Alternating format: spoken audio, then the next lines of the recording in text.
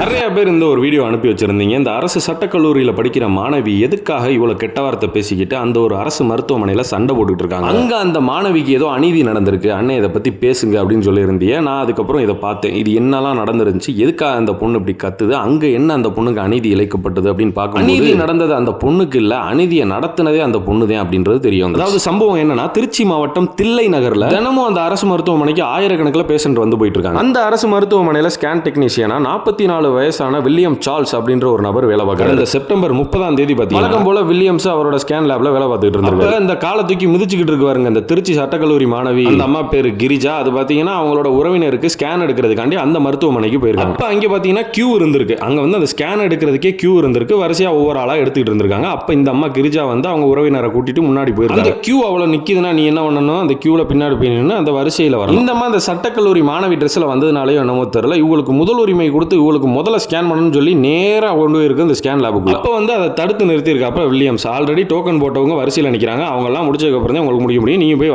வரிசையில் வாருங்கள் அப்படின்னு சொல்லியிருக்காரு. தம்பி வரிசையில் வாருங்கள். வில்லியம்ஸ் ஒன்னும் தப்பாலாம் சொல்லல, கியூல வாங்கன்னு சொல்லி இருந்திருக்காப்ல. அதுக்கே அந்த கிரிஜா அப்படின்ற அந்த சட்டக்கல்லூரி மாணவி பாத்தீங்கன்னா கெட்ட கெட்ட வார்த்தையில அவர் அதை விட முக்கியமா அதுக்கு அவர் பதில் சொன்னதுக்கு காலால எட்டி உதச்சிருக்கு. அப்போ அந்த ஹாஸ்பிட்டல்ல வேலை பார்க்குற சக ஊழியர்களும் அங்க வந்து பொதுமக்களும் அந்த பொண்ணை தடுக்க முயற்சி பண்ணிருக்காங்க. ஆனா முடியவே இல்லை. அந்த பொண்ணு பாத்தீங்கன்னா ஓவரா கத்தி ஆர்ப்பாட்டம் பண்ணி அவரை அடிக்கலாம் போயிருக்கு. அங்க நின்று பார்த்த பொதுமக்கள் ஒருத்தவர் இந்த லேடியை வீடியோ எடுத்துட்டு அதுக்கு வில்லியம்ஸ் வந்து போலீஸ்ல கம்ப்ளைண்ட் பண்ணிடுறாப்ல. அந்த மருத்துவமனை காவலர்கள் பாத்தீங்கன்னா 8 பிரிவின் கீழ் வழக்கு பதிவு செஞ்சிருக்காங்க. அந்த கிரிஜா மேல வழக்கு பதிவு செஞ்சு விசாரணை நடத்தி இப்ப சிறையில் அடைச்சு. பொதுமக்கள்னா எல்லாருமே சமமானவங்க. ஸ்கேன் எடுக்கிற இடத்துல கியூ நிக்குதுன்னா நீயும் வரிசையில் நின்னுதான் வரணும். நீ கோட்டு போட்டு வந்துட்டன்றதுக்காண்டி உன்னை நேராலாம் உள்ள விட. அதுவும் இல்லாம இந்த நாட்டில் எல்லாரும் மதிக்கக்கூடிய ஒரு விஷயத்தை நீ படிச்சுக்கிட்டு பொது இடத்துல எப்படி நடந்துக்கிறணும், இப்படி நம்ம நடந்துகிட்டா என்னென்ன வழக்குகள் நம்ம மேல பதிவாகுன்ற அடிப்படை அறிவு கூட உனக்கு எல்லாம் கிடையாது. என்னத்த சொல்றது, இதெல்லாம் படிக்க போகுதுல எதுக்கு போகுதுன்னே தெரியல.